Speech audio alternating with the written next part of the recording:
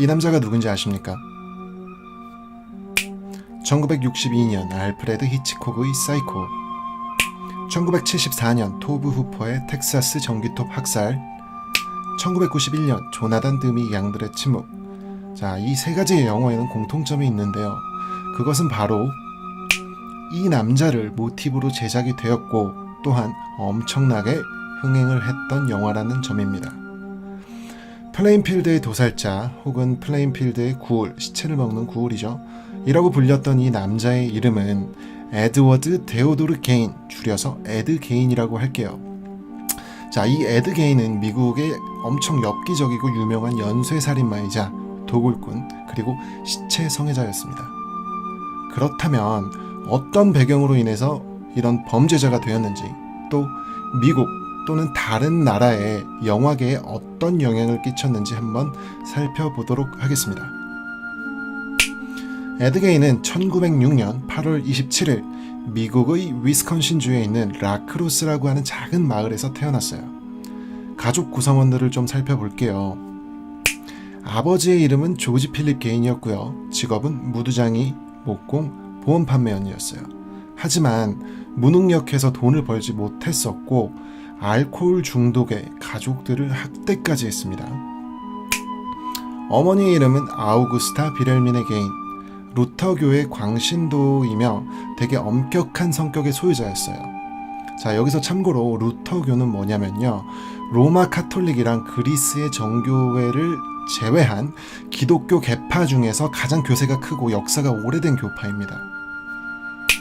자, 형인 헨리 조지 게인이에요.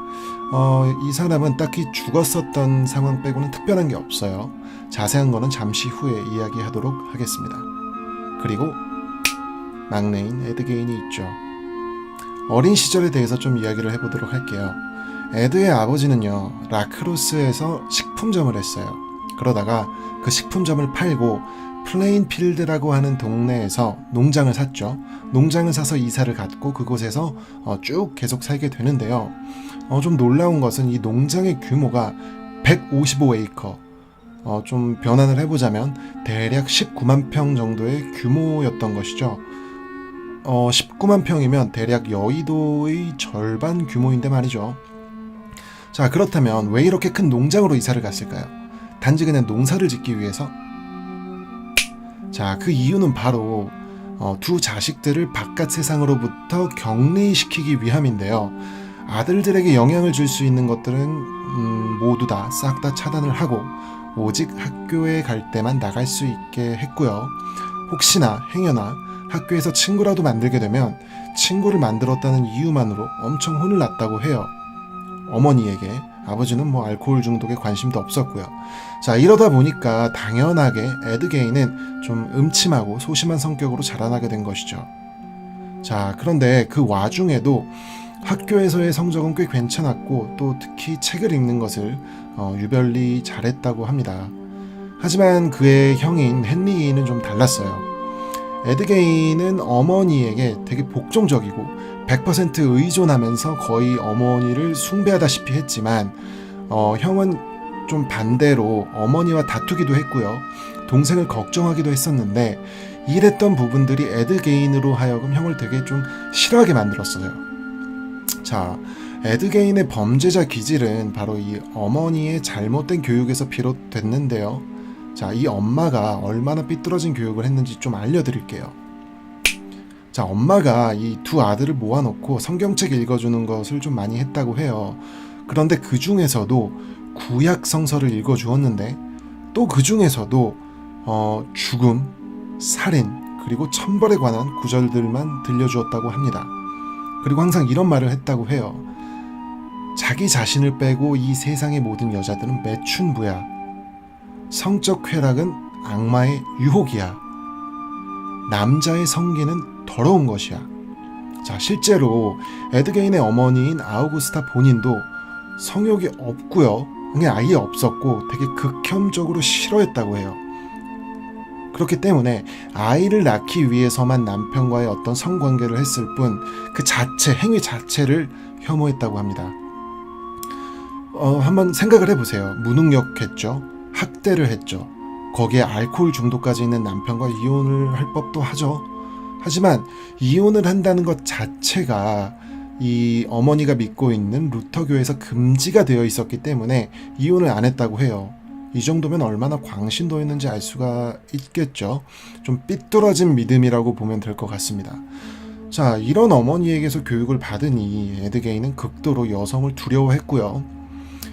내면에 있는 여성에 대한 어떤 개념이라던가 여성과는 병적으로 좀 뒤틀렸다고 합니다.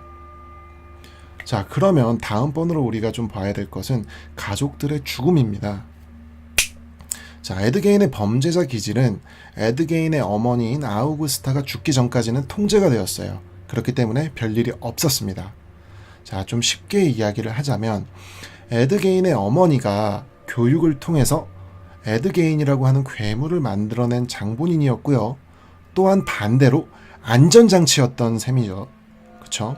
자, 에드게인의 아버지는 심장질환으로 인하여 사망을 하였고요. 별로 영향력은 없었습니다. 형인 조지 게인은 좀 의문의 죽음을 맞이하였어요. 자, 어느 날 집안 농장에 화재가 났었고요. 그 이후에 형인 조지 게인은 실종이 됩니다. 그 이후 에드 게인의 신고로 경찰들이 수사를 시작을 했는데 조지 게인은 헛간 부근에서 그 불이 났던 헛간 부근에서 얼굴이 바닥을 향한 채 쓰러져서 숨져 있는 상태로 발견이 됩니다. 자, 수사 결과 직접적인 원인은 심부전 발작으로 밝혀졌는데요. 한 가지 의문점이 있어요. 바로 그 형의 뒷머리 쪽에 타박상을 입었다는 거죠. 무언가 둔기든 뭐든 얻어맞은 흔적이 발견됐다는 건데요. 그 이후에 경찰이 공식적으로 심부전 발작에 의한 연기의 질식사로 수사를 종료하게 됩니다. 하지만 지금까지도 타박상에 대한 이랬다 저랬다 하는 결론은 나오지 않고 있는 상황이고요. 자, 여기서 이제 중요한 것은 에드게인의 어머니인 아우구스타의 죽음인데요. 형인 조지 게인이 죽고 난 그 다음 해인 1945년도에 어머니인 아우구스타 또한 뇌졸중으로 인해서 사망을 하고 맙니다. 자, 에드게인은 어머니가 뇌졸중으로 투병 생활을 할 때도 되게 헌신적으로 병간호를 했을 정도로 어머니에게 되게 잘했다고 해요. 자, 그 반면에 그 상실감 또한 말로 표현을 못할 정도로 절망적이었겠죠. 어머니가 돌아가셨을 때. 자, 외톨이가 된 에드게인은 소유하고 있던 농장의 일부가 정부의 아까 말씀드렸죠. 155에이커면은 여의도 절반 사이즈인 19만 평 정도인데 그 일부를 정부의 토지 개발로 인해서 이제 엄청난 액수의 보상금을 받게 됩니다. 자, 일을 할 필요가 없게 된 것이죠. 그렇기 때문에 에드게인은 하루를 거의 독서로 보내게 되는데요. 해부학, 인체실험, 식인, 성전환 수술 등에 관련된 서적을 주로 읽었고요. 이때부터 시체에 대한 좀 비상식적인 관심을 갖게 됩니다. 자, 그리고 그 이후에 무덤 파는 일을 했던 사람을 도와주면서 일을 하게 되는데요. 노렸던 것이었던 것 같아요. 이 와중에 시체도 도구라는 행위를 같이 하게 됩니다. 자, 그러면은 파는 시체로 뭐를 하느냐? 에드게인은 이 파는 시체의 사지를 절단해서 마치 아이처럼 장난감을 다루며 노는 것을 취미로 삼기 시작합니다. 이런 에드게인의 악취미는 점점 더 역겨운 형태로 변하게 되죠. 자, 예를 들자면 사람의 피부를 벗겨내서 북으로 만들어요. 그 다음에 어깨에 걸치고 또 사람의 뼈로 그 북을 두드리기도 했고요. 보름달이 뜨는 밤에는 여성의 성기를 잘라내서 자신의 성기에 감고 여성의 시체로 만든 그 여성의 그 어떤 신체 부위, 가슴을 도려낸 그 신체 가죽으로 조끼를 만들고요.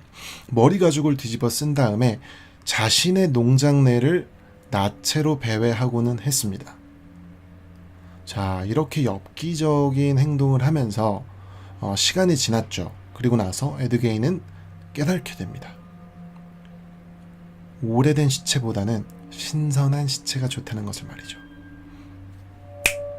자, 그래서 에드게인은 주변에 각각 다른 그 세 개의 공동묘지에서 신선한 시체를 골라서 파내기 시작했고요.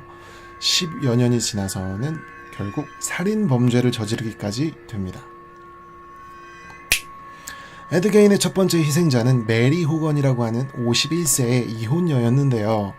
자, 그녀는 에드게인의 집에서 약 6마일 정도 떨어진 곳에 위치한 선술집의 주인이었어요.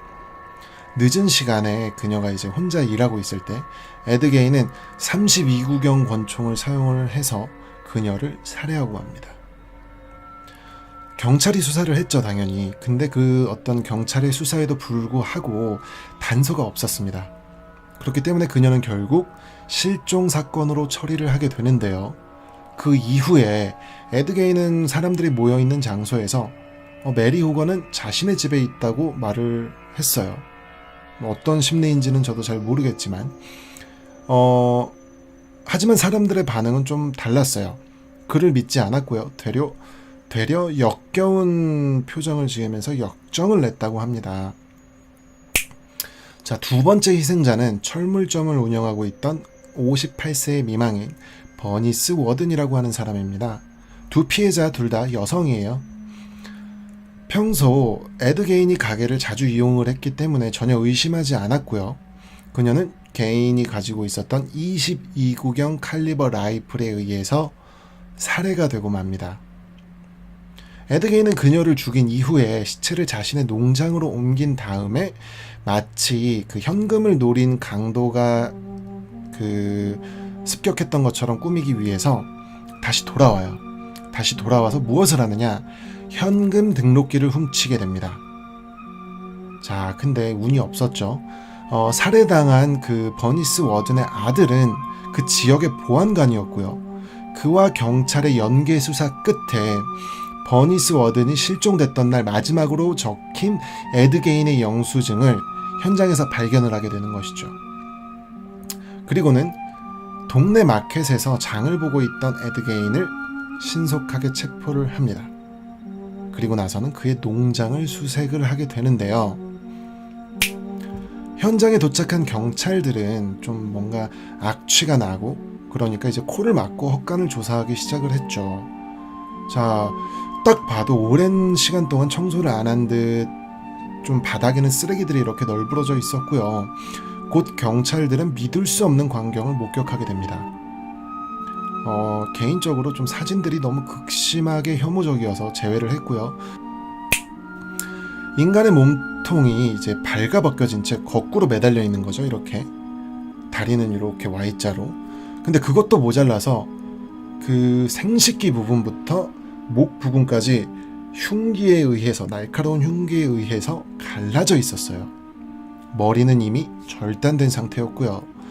네, 그렇습니다. 바로 이 시신이 실종되었었던 철물점 주인 버니스 워든이었습니다. 자, 이 광경을 보고 경찰들은 신속하게 지원 병력을 요청을 하고 샅샅이 집을 수색하게 되는데요. 왜냐하면 과거에 있었던 실종 사건이라든가 어떤 살인 사건과 연관이 있을 수 있잖아요. 이 광경이 너무나도 끔찍했기 때문에 그때 수색을 했었던 여러 경찰들이 엄청난 트라우마를 겪었다고 해요. 자, 그러면 지금부터 이날 수색 과정에서 나왔던 에드게인이 신체 부위로 만들었던 엽기적인 물건들을 알려드리도록 하겠습니다. 자, 여성의 가슴으로 만들어진 허리띠, 여성의 피부로 만든 주머니, 두개골로 만든 양초, 사람 피부로 만든 장갑, 사람의 피부로 만든 바지, 사람의 혀로 만든 목걸이, 뼈로 만든 식기와 여러 종류의 장식품들, 피부 가죽으로 만든 의자, 이런 것들 이외에도 에드게인의 신발장에는 무려 9명 여성분의 성기와 절단된 성기와 코가 발견이 되었고요. 주방에는 사람의 심장이 후라이팬 위에 있었으며 입술을 찢어서 만든 햇빛 가리개 등이 발견이 되었습니다. 이건 정말 상상도 할 수 없는 일이죠. 경찰의 추궁 끝에 결국 에드게인은 메리 호건 그리고 버니스 워든의 살인을 실토하였고요. 나머지 시체들은 마을의 공동묘지에서 도구를 해온 것이라고 자백을 하게 됩니다. 자, 이에 경찰은 사실 유무 판단을 하기 위해서 발굴 작업을 실시를 했고요. 에드 게인의 자백이 일치를 했습니다. 그의 자백이 입증이 되어서 실질적인 살인은 2건이 됩니다. 경찰들이 물었죠. 너 범행 동기가 뭐야? 이딴 짓을 왜 한 거야? 자, 그러자 에드는 범행 동기에 대해서 이렇게 답변했다고 합니다. 자신은 죽은 어머니를 너무 그리워했고요. 여성들의 시체를 몸에 감싸는 행위로서 어머니와 가까워지는 느낌을 받았다고요. 이후 재판에서 에드 게인의 변호사는요, 에드 게인이 정신분열증 환자임을 내세우면서 무죄를 주장하였고요. 말도 안 되게 어이가 없게도 무죄 판결이 내려지게 됩니다. 당연하게도 피해자들의 가족은 울분을 터뜨렸죠. 하지만 법원의 명령에 대해서 할 수 있는 것은 그 어떤 것도 없었어요. 자, 그렇게 무죄 판결을 받은 에드 게인은 센트럴 주립 정신병원에 수용이 되게 되는데요. 자, 여기서 주목해야 될 점이 있습니다.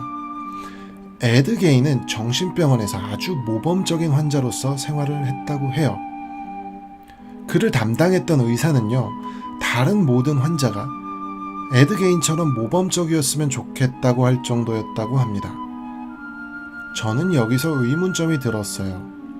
시체 성애자이자 살인마였던 에드 게인은 어찌하여 정신병원에서 모범 환자였고 또 다른 시체나 살인에 대한 욕구가 없었는지에 대해서 말이죠. 자, 여러분들도 알고 있는 것처럼 정신병원은 환자들을 엄격하게 관리를 합니다. 개개인을 엄격하게 밀착 관리를 하는데 이러한 일상들은 에드 게인에게는 엄청 익숙했죠.